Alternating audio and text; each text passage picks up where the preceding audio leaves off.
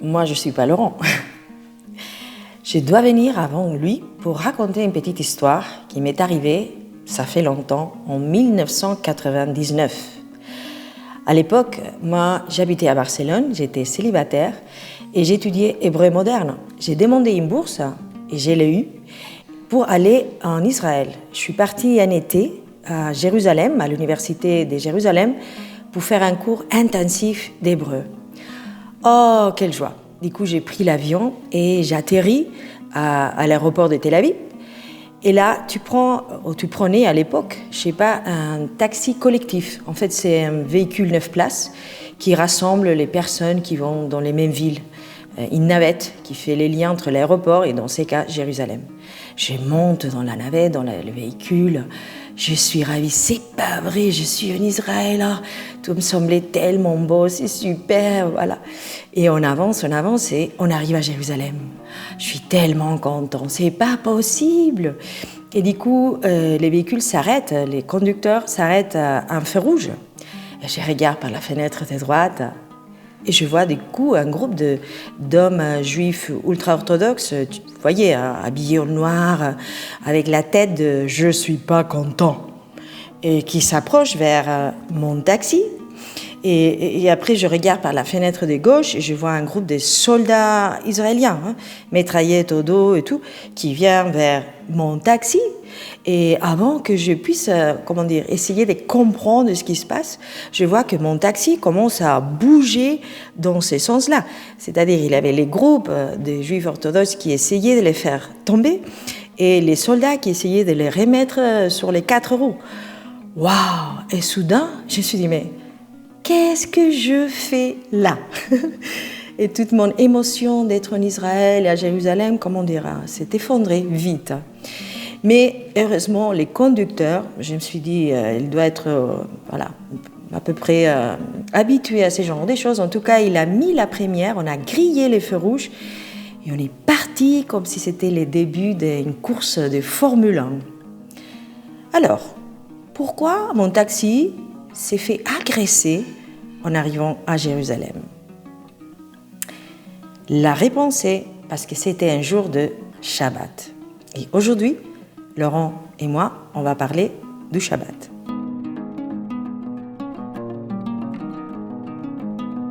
Alors le sabbat fait partie des 10 commandements. Et c'est assez curieux parce que quand on y réfléchit, on respecte plutôt bien les 9 autres commandements, mais celui-là, il nous gêne un petit peu aux entournures. On ne sait pas trop ce qu'on est supposé en faire. Alors, dans le Nouveau Testament, on voit Jésus s'asseoir allègrement dessus à plusieurs reprises, ou plus exactement s'asseoir sur l'idée que les religieux juifs se faisaient à l'époque du sabbat. Et en même temps, il dit bien que le sabbat a été fait pour l'homme et non l'homme pour le sabbat. Alors on retient souvent la deuxième partie de la phrase, et non l'homme pour le sabbat, mais en fait, il dit quand même là que ce commandement nous concerne. Le sabbat a été fait pour l'homme. Il y a beaucoup de chrétiens, et j'en suis encore bien souvent, qui passent à côté de la valeur du sabbat. La société qui nous entoure vit à un rythme frénétique, elle nous demande une production constante, et c'est assez difficile en fait de s'en soustraire. On a des téléphones portables, on a nos mails, on a les réseaux sociaux. Du coup, on est joignable quasiment 24 heures sur 24. On est incité à produire toujours plus, et en tout cas plus que le voisin, qui essaye lui-même de faire mieux que nous. Bref, cette course incessante, elle nous épuise, elle nous laisse à plat, en fait, on est épuisé. Alors, on va se mettre à l'écoute de celui qui a dit « Venez à moi, vous tous qui êtes fatigués et chargés, et je vous donnerai du repos ». Alors, on trouve un premier texte qui nous parle du sabbat dans le livre de l'Exode. Plus exactement, c'est le premier passage où on trouve les 10 commandements. Et donc, en Exode 20, versets 8 à 11, nous lisons ceci. « Souviens-toi du sabbat pour en faire un jour sacré. Pendant 6 jours, tu travailleras et tu feras tout ton ouvrage. Mais le 7e jour, c'est un sabbat pour le Seigneur ton Dieu. Tu ne feras aucun travail, ni toi, ni ton fils, ni ta fille, ni ton serviteur, ni ta servante, ni tes bêtes, ni les immigrés qui sont dans tes villes. Car en 6 jours, le Seigneur a fait le ciel, la terre, la mer et tout ce qui s'y trouve, et il s'est reposé le 7e jour. C'est pourquoi le Seigneur a béni le sabbat et en a fait un jour sacré. Le 3e mois après la sortie d'Égypte, où le peuple hébreu avait passé 400 ans en esclavage, Dieu va donner à son peuple, par le biais de Moïse, ce qu'on a appelé les 10 commandements ou les 10 paroles. Le sabbat, c'est le 4e commandement et il commence donc, on l'a lu, par « Pendant 6 jours tu travailleras et tu feras tout ton ouvrage ». Donc la première remarque qu'on peut faire, c'est qu'on est supposé travailler. Évidemment, il y a des personnes qui en sont physiquement ou mentalement empêchées et donc elles doivent être soutenues par la communauté humaine. Mais en dehors de ces situations qui existent et qu'il faut accompagner, on est quand même supposé travailler. Il y a une éthique de travail dans la Bible qui est proposée, qui se résume en une belle punchline de l'apôtre Paul en 2 Thessaloniciens 3, verset 10, qui dit « Si quelqu'un ne veut pas travailler, vous l'avez peut-être, qu'il ne mange pas non plus ». Ça a le mérite d'être clair, c'est facile à comprendre, on retient ça facilement. Mais le 4e commandement, évidemment, pose surtout la question de l'arrêt dans le travail. On a parfois traduit le mot sabbat par repos, mais plus exactement, ce mot désigne le fait de s'arrêter, de stopper ses activités. Et la raison qui nous est donnée à ça, c'est, on l'a lu, que Dieu lui-même s'est arrêté dans la création. Le 7e jour, il s'est arrêté. Et notez bien que ce Dieu qui s'est arrêté, c'est le Dieu dont la Bible nous dit qu'il ne sommeille ni ne dort, celui qui garde Israël, ça c'est le psaume 121, verset 4, ou encore qui nous dit que le Dieu d'éternité, l'Éternel, qui a créé les extrémités de la terre, ne se fatigue pas, il ne se lasse pas. Donc ce Dieu qui s'arrête, c'est un Dieu qui n'a pas sommeil, c'est un Dieu qui ne se fatigue pas, c'est un Dieu qui ne se lasse pas, et pourtant, il s'arrête. Donc on entend là qu'il ne s'est pas reposé au sens où peut-être on peut l'entendre nous-mêmes aujourd'hui, c'est-à-dire transat, tout ça, voilà. Par contre, il s'est arrêté, il a arrêté son activité créatrice. Et ça, c'est déjà une piste intéressante pour nous, parce qu'on pourrait tenter peut-être de prendre la tangente en disant par exemple « Non, mais moi en fait, c'est pas vraiment du travail, parce que c'est ma passion, donc ça me fatigue pas, tout ça ». Mais ce n'est pas la question, ton travail c'est peut-être ta passion, peut-être que ça ne te demande pas d'effort particulier parce que vraiment tu adores ce que tu fais, mais le sabbat ne te demande pas d'arrêter que ce qui te fait suer, en fait il te demande un temps d'arrêt pour Dieu dans tes activités habituelles, un temps qui est mis à part où tu ne vas pas faire ce que tu fais les 6 autres jours, à l'image de Dieu lui-même dans la création. Et l'autre chose intéressante, c'est que Dieu, justement, justifie ce commandement en faisant appel au récit de la création. On l'a lu au verset 8, « Souviens-toi du sabbat », et surtout au verset 11, « Car en 6 jours, le Seigneur a fait le ciel, la terre, la mer et tout ce qui s'y trouve, et il s'est reposé le 7e jour. »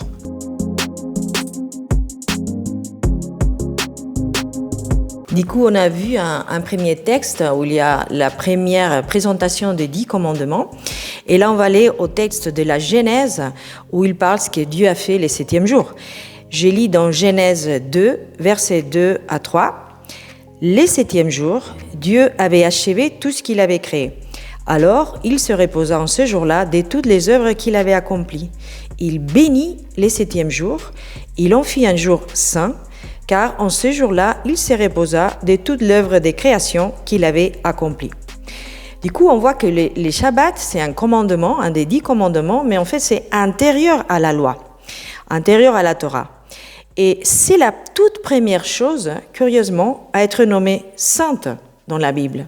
On pourrait s'attendre à le peuple saint, la terre. Non, Dieu fait saint un jour, un espace de temps. C'est curieux. En fait, si on demanderait aux Juifs aujourd'hui, beaucoup de Juifs nous diraient que les Shabbats, c'est la plus grande contribution du judaïsme à l'humanité. Nous, de notre côté, on sait que c'est Jésus. Mais pour eux, les Shabbats, c'est tellement fort. Mais peut-être ils ont un peu raison. Je vais raconter pourquoi. Il faut penser que dans l'Antiquité, le fait de travailler seulement 6 jours et de s'arrêter le 7e était un fait inouï. On travaillait dans toutes les cultures, les Égyptiens, les Mésopotamiens, les Hittites, tout le monde. On travaillait tout le temps, tous les jours, jusqu'à qu'on mourait, et point. Du coup, l'idée du sabbat a été une révolution à l'époque, une vraie révolution. Quand les Grecs et plus tard les Romains sans entrer en contact avec les Juifs, ils se sont moqués d'eux. On retrouve ça dans des auteurs classiques comme Hérodote, Tacite, Sénèque. Qu'est-ce qu'ils disaient tous ces gens aux Juifs? Ils les accusaient d'être fainéants, d'indolence, des gaspillages du temps parce qu'ils s'arrêtaient un 7e jour.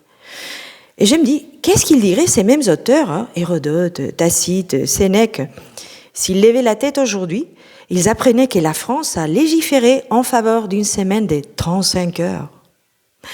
Pour finir la petite parenthèse historique, en fait, les Juifs gardent les Shabbats depuis la nuit du temps.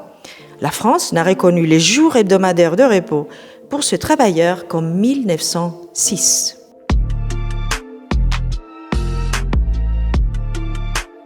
Alors une question qui se pose, c'est est-ce qu'on doit respecter le sabbat, nous les chrétiens? Dans l'Ancien Testament, on trouve des lois cultuelles, des lois morales, des lois civiles. Pour savoir quelles lois sont encore à appliquer aujourd'hui, la bonne méthode, c'est de regarder ce que les disciples de Jésus en font dans le Nouveau Testament. On observe dans le Nouveau Testament que les lois morales sont appliquées et même amplifiées, que les lois civiles sont actualisées et appliquées, mais dans leurs principes, et que les lois cultuelles sont caduques parce qu'elles étaient l'ombre des réalités à venir qui se sont maintenant pleinement accomplies en Jésus-Christ.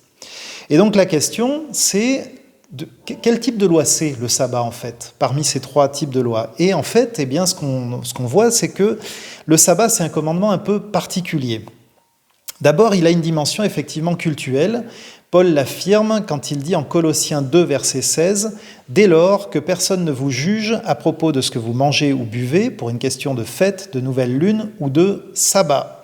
Tout cela n'est qu'une ombre de ce qui est à venir, mais la réalité, c'est le corps du Christ. » Ce qui était une ombre des choses à venir, c'était les aspects cultuels du culte, et donc de ce point de vue-là, effectivement, le sabbat est caduc. On n'a plus à respecter le sabbat aujourd'hui.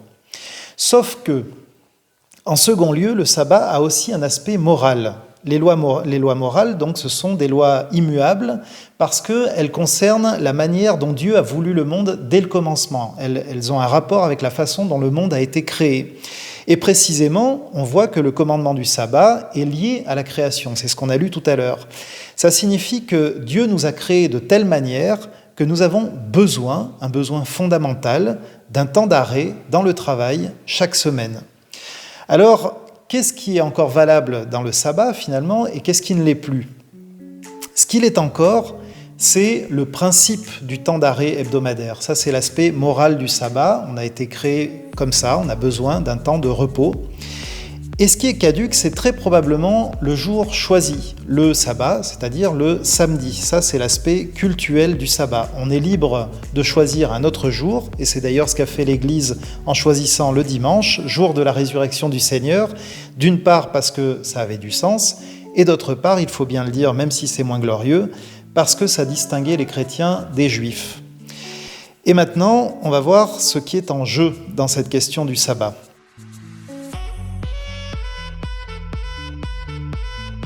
Alors, tout à l'heure, je disais que le premier endroit où on voit les 10 commandements, c'est dans le livre de l'Exode, c'est ce qu'on a lu tout à l'heure.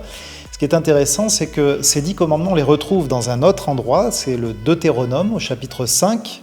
Et ce qu'on voit là, c'est qu'ils sont identiques, c'est-à-dire, voilà, on retrouve exactement les mêmes 10 commandements écrits de la même manière, sauf pour le sabbat. Il y a une variante. Alors, c'est intéressant d'aller voir ce qu'on nous dit ici. Donc, je vais lire le verset 12 et ensuite le verset 15. « Observe le sabbat pour en faire un jour sacré, comme le Seigneur ton Dieu te l'a ordonné. » Et là, ce qu'on voit, c'est que la justification du sabbat est autre que dans l'Exode. Verset 15, « Tu te souviendras que tu as été esclave en Égypte et que le Seigneur ton Dieu t'en a fait sortir d'une main forte, d'un bras étendu. C'est pourquoi le Seigneur ton Dieu t'a ordonné de célébrer le jour du sabbat. » Donc en Exode, le sabbat était justifié par la création, et ici, on voit qu'il est justifié par la sortie d'Égypte. Pourquoi ? Eh bien parce que le travail incessant, c'est la marque de l'esclavage en Égypte. Ce qui veut dire que le refus de s'arrêter, c'est pas neutre spirituellement en fait. Refuser de s'arrêter, c'est se mettre volontairement, soi-même, à nouveau, sous le joug de l'esclavage. Et voilà en quoi c'est un péché. Dieu nous a rendus libres, mais nous retournons par notre refus de nous arrêter en esclavage. Alors ce temps d'arrêt hebdomadaire, c'est en fait une marque de notre liberté en Christ, c'est une marque de notre appartenance à Dieu. C'est culturellement à contre-courant, mais ce temps d'arrêt qui est sanctuarisé dans notre semaine, dans la société productiviste dans laquelle on vit, eh bien, est sans doute appelé à devenir un marqueur chrétien, comme c'était un marqueur juif au temps de l'Empire romain. Oui, le chrétien est quelqu'un qui s'arrête. Un jour par semaine, le chrétien s'arrête de produire, de travailler pour se réjouir en Jésus-Christ. Oui, et on va rebondir sur cette idée de se réjouir, parce que s'arrêter, on a parlé du repos, de l'arrêt des travaux, mais pourquoi ? Dans le sens de pourquoi faire. Alors pour ça, on va voir un dernier texte dans l'Ancien Testament, c'est en Lévitique 23, c'est ces chapitres où on retrouve les 7 fêtes solennelles, que traditionnellement on les appelle les fêtes juives, mais en fait les textes, ils disent que ce sont les fêtes de l'Éternel. Et les Shabbats, c'est la première à être nommée. Lévitique 23, je vais lire les versets 3. Durant 6 jours, on fera son travail, mais le 7e jour est un Shabbat, un jour de repos. Il y aura une assemblée cultuelle et vous ne ferez aucun travail ces jours-là. C'est un Shabbat, un honneur de l'Éternel partout où vous habiterez. Alors, pour résumer jusqu'ici, les Shabbats, c'est un jour saint, et saint, ça veut dire mis à part, où le peuple d'Israël doit se souvenir de la création, ainsi que de la révélation au mont Sinaï, les dons de 10 commandements, et faire ainsi génération après génération comme un signe de l'alliance avec Dieu. En ces jours saints, aucune personne ne doit travailler. Et ça, c'est l'idée révolutionnaire de la justice sociale. On l'a lu, imaginez-vous, une communauté où personne ne travaille, même pas l'esclave, même pas l'âne, même pas l'animal. Tout le monde a les droits à se reposer. Du coup, dans des sociétés esclavistes, dans un monde esclaviste comme dans l'Antiquité, chez les Juifs, même les esclaves s'arrêtaient un jour. Et pas seulement ça, on a bien parlé sur les thèmes de s'arrêter de travailler, mais tout le monde doit se rendre à l'assemblée cultuelle. Les Shabbats donc n'est pas un jour d'inaction, un jour des congés, des chômages vides. C'est un jour de contenu positif et actif. C'est un jour où on est appelé à l'élévation spirituelle. Alors, allons peu à peu. Pourquoi se souvenir de la création ? C'est pour éviter l'idolâtrie des choses, du matériel, pour remettre les choses, l'espace, les matériels à sa juste place. Tout a été créé par Dieu. Les astres, les animaux, les montagnes, les cieux et la terre. Et le matériel n'est pas une finalité en soi, mais un moyen.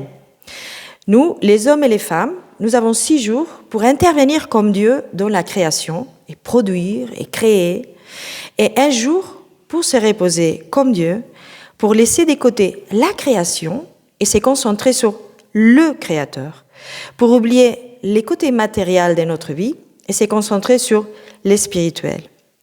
Et de tout cela, ça me semble que découle que Dieu est plus intéressé sur comment on gère les temps que comment on gère l'espace, quoique les deux soient étroitement liés, l'espace et les temps.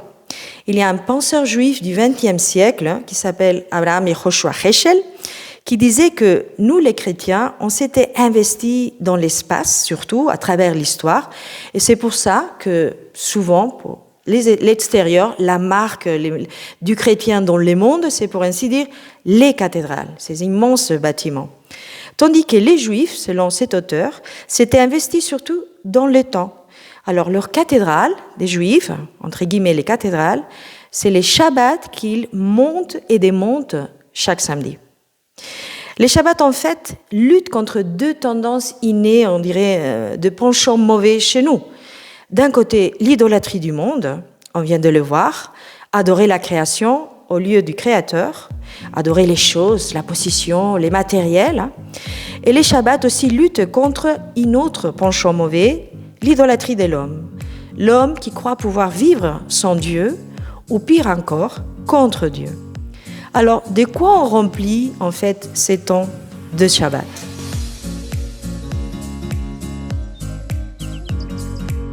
Peut-être nous regardons, si on connaît un peu les Shabbats, de manière un peu, comme une chose folklorique. Et on se moque gentiment de leur attitude, à notre avis un peu pharisaïque, d'interdire tout travail. C'est pour ça que je me suis fait attaquer, parce que les Shabbats, c'est interdire d'allumer les feux. Et quand on conduit, en fait, on produit une combustion. Du coup, c'est interdit de conduire pour certaines communautés juives ultra-orthodoxes. En fait, les rabbins avaient développé toute une longue liste des choses interdites. La Bible dit qu'il faut s'arrêter du travail, mais en fait, la Bible ne nous dit pas ce qui c'est exactement le travail. Et les rabbins, au long de l'histoire, ce qu'ils ont fait, c'est ils ont pris les 10 tâches associées à la construction du temple, qui étaient les travaux qu'ils faisaient à ces moments-là, qui vont faire les peuples d'Israël dans les déserts, et du coup, ils concluent plein de choses interdites à faire. Et aujourd'hui, dans des communautés ultra-orthodoxes, c'est interdit de cuisiner, c'est interdit de conduire, c'est interdit de faire ceci, de cela, de transporter un truc, bref. Pourquoi toutes ces interdictions qui peuvent sembler un peu ridicules?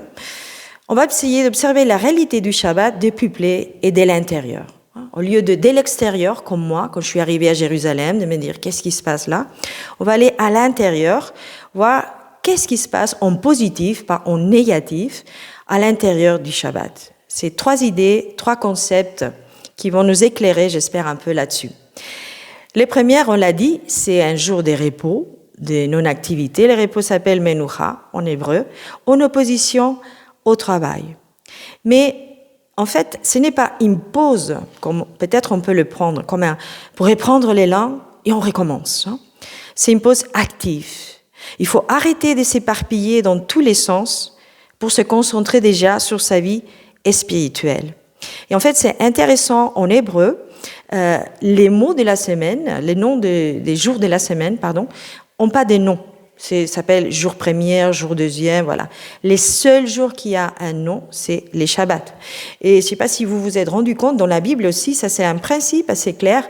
Les choses et les personnes qui ne sont pas intéressantes, pour ainsi dire, qui ne sont pas en positif, on ne connaît pas leur nom. Par contre, on connaît les noms de ceux qui sont importants. Non? Comme si la Bible elle-même nous disait, ces jours, c'est l'important. Ces jours, c'est celui qui donne du sens à l'autre. C'est-à-dire, c'est pas qu'on n'est pas créé pour travailler, et on se repose un moment pour reprendre la vraie vie qui commence les lundis. C'est au contraire, on travaille et on attend avec impatience les jours du Shabbat, que c'est les jours où on est vraiment plus nous-mêmes, on dirait, non? Ça me fait penser, quand j'étais petite, ma famille, c'était une famille catholique, on dirait, culturelle, traditionnelle, et on allait à la messe, du coup, les dimanches, et pour moi, les dimanches, c'était les jours les plus ennuyants de l'histoire des jours. En plus, après l'après-midi, on regardait les matchs de foot. Et je me souviens, comme j'ai commencé à aller à l'église que je suis arrivée, une église évangélique à Barcelone. Du coup, les dimanches, c'est devenu les jours les plus merveilleux de la semaine. Et vraiment, j'attendais avec impatience cette arrivée du Shabbat. Les Juifs, aujourd'hui, en fait, ils font un peu comme ça. 6 jours par semaine, on essaye de conquérir le monde, de travailler pour avoir ce dont on a besoin, mais les 7e, c'est pour essayer de se conquérir soi-même. Ensuite, les deuxièmes mots, après les repos, c'est la joie. En hébreu, ça s'appelle onek. Je dirais, il y a l'opposition entre la famille, repas en famille. Dans la culture juive, les repas sont très importants. On dit que l'autel, dans le judaïsme, c'est la table où on mange ensemble en famille. Plein de choses et plein de fêtes se passent autour de la table, autour d'un repas.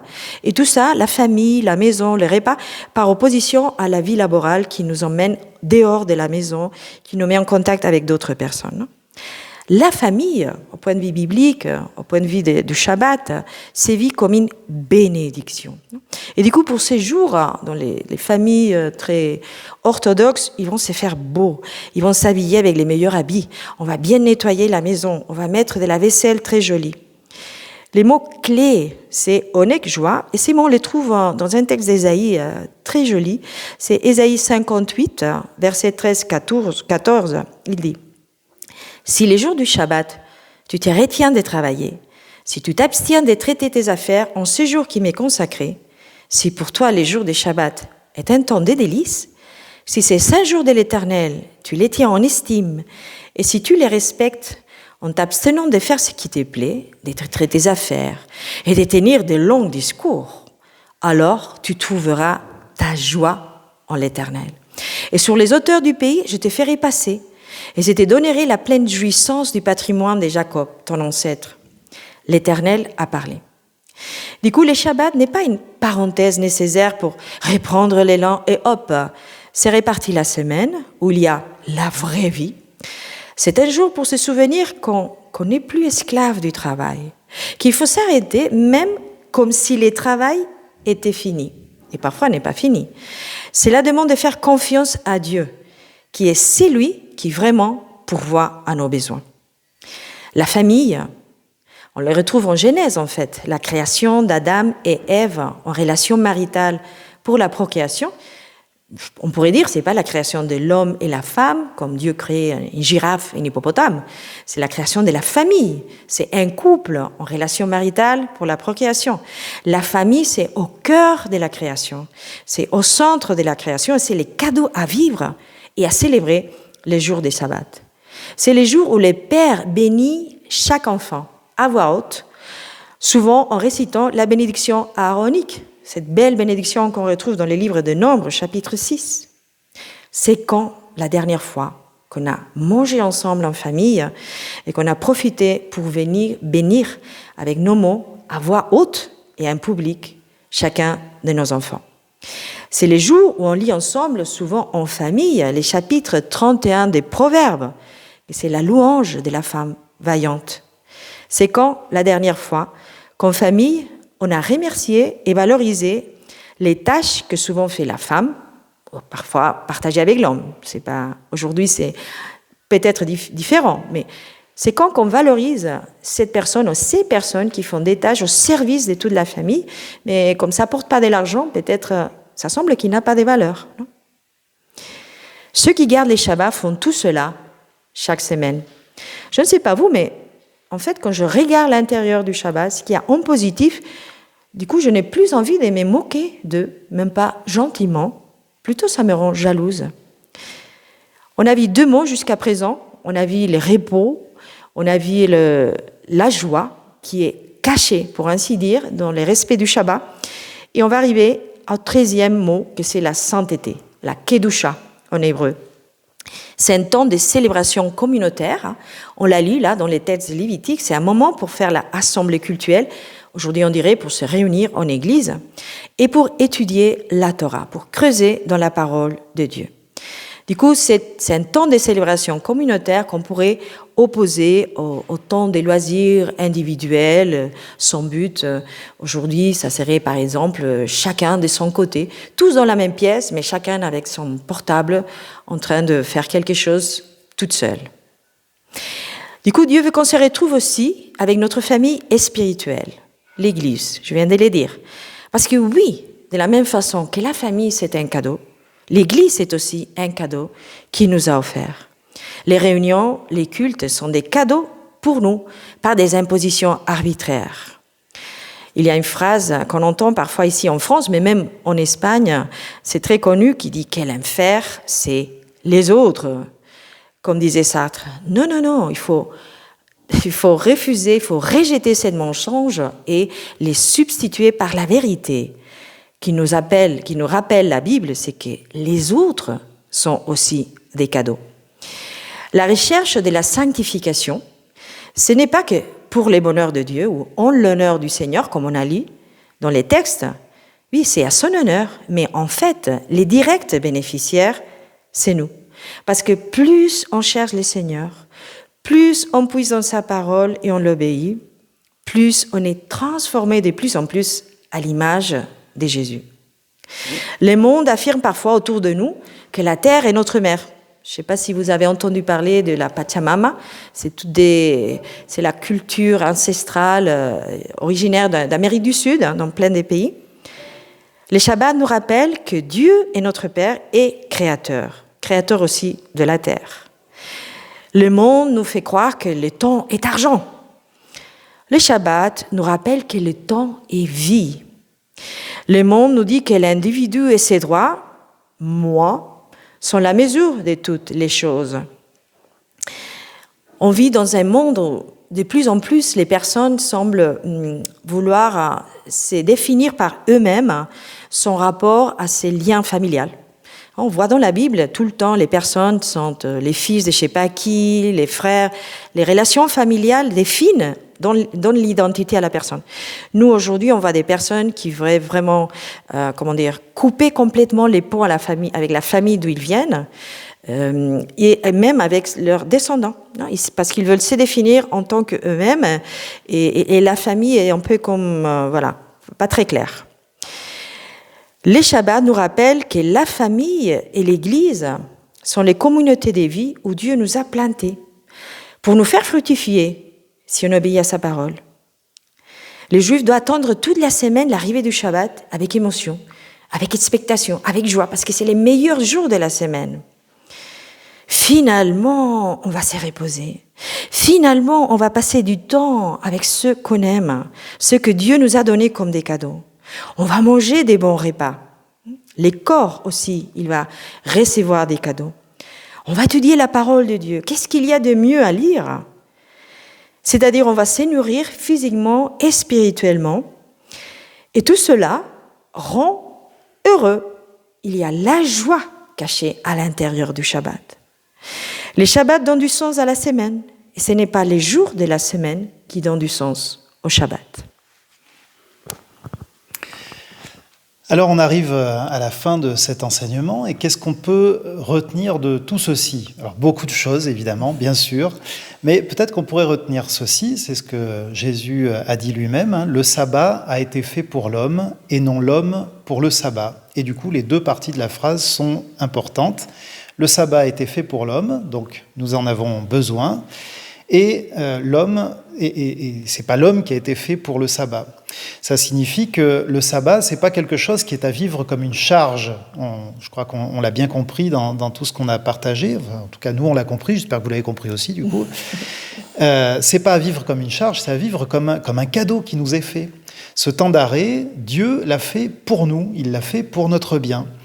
Et plutôt que de lui donner un rythme annuel, ce qu'on fait souvent en fait, on a 47 semaines de travail suivies de 5 semaines de congé, alors bon, elles sont plus ou moins réparties dans l'année, mais enfin grosso modo c'est à peu près ça, on charbonne pendant des semaines, et puis après on s'affale pendant 10 jours.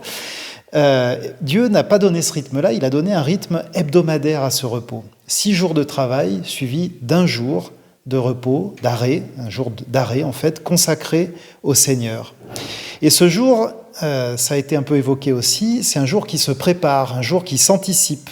Lorsqu'il était dans le désert, le peuple ramassait le 6e jour la manne dont il avait besoin aussi pour le 7e. Et il cuisinait effectivement de manière à ne pas avoir à le faire le jour du sabbat. Pourquoi ? Pour que ce jour-là soit un vrai temps d'arrêt. Donc ce n'est pas une charge à s'imposer, évidemment, s'il faut cuisiner sur notre jour d'arrêt en cuisine. Mais l'idée, c'est de pouvoir préparer ça un peu en amont pour que ce temps soit un vrai temps d'arrêt dans notre semaine. Et ça, donc, ça revient chaque semaine. Chaque semaine pour se souvenir que nous ne sommes pas Dieu, pour se souvenir que le monde ne tourne pas grâce à nous, en fait, c'est pas nous qui faisons tourner le monde à la fin, et pour ne plus vivre sous l'esclavage duquel le Seigneur nous a délivrés. C'est quand même quelque chose, ça. Alors, ce temps d'arrêt qui a été vécu, là, pendant les vacances, pendant ce temps de congé, eh bien, nous vous invitons à le faire perdurer tout au long de l'année, à essayer, à tenter ça, de faire perdurer ça tout au long de l'année, un jour par semaine.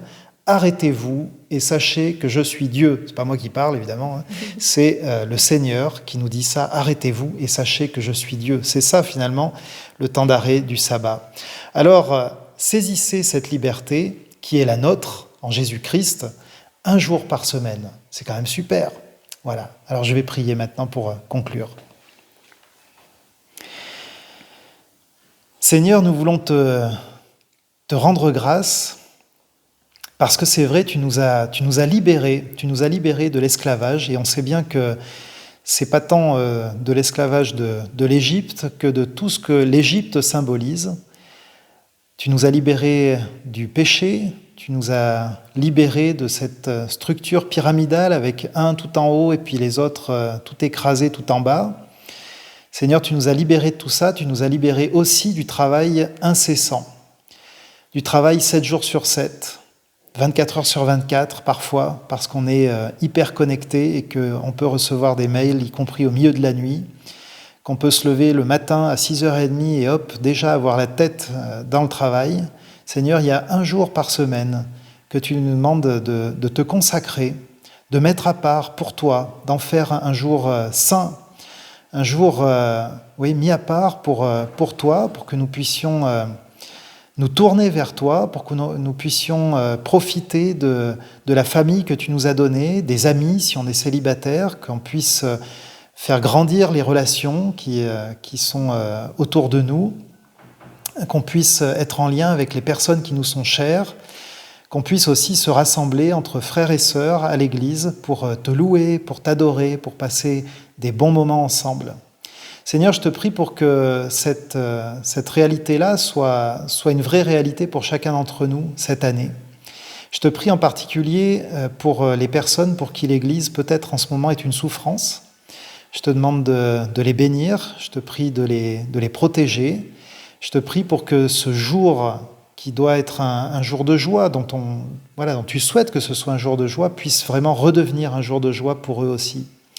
Je te prie pour que ceux qui sont peut-être isolés puissent retrouver le chemin vers la communion avec des frères, des sœurs, avec la famille, s'il y a eu des relations qui ont été rompues. Seigneur, que ce soit l'occasion de pardonner, de demander pardon aussi quand nous avons nous-mêmes péché, et que nous puissions vivre, comme tu nous le demandes, ce temps d'arrêt dans notre semaine et en faire un temps de joie et de célébration avec toi. C'est au nom de Jésus que nous te prions. Amen. Amen. Salut les petits amis. Bon, et ben voilà, une nouvelle vidéo de fête. On redémarre sur une nouvelle année sur cette chaîne qui est ma chaîne principale, ce qui me permet de vous rappeler qu'il y a aussi une chaîne secondaire. Et si je vous en parle, c'est parce que pendant les vacances, j'ai produit pas mal de vidéos sur cette chaîne secondaire où je parle de prédication, de leadership et d'accompagnement pastoral. Si vous avez envie d'y jeter un œil, eh ben, allez y faire un tour. Je vais vous mettre le lien dans la description de cette vidéo. Et je peux vous retrouver là-bas sur des vidéos qui sont plus spontanées, moins travaillées effectivement, mais qui sont là pour vous donner du contenu un peu au fil de l'eau sur les 3 thématiques que je viens de vous donner. Donc si ça vous intéresse, cette chaîne elle s'appelle Servir en Église parce que l'objectif c'est de pouvoir vous équiper petit à petit pour le service en Église. Je vous retrouve là-bas. Salut!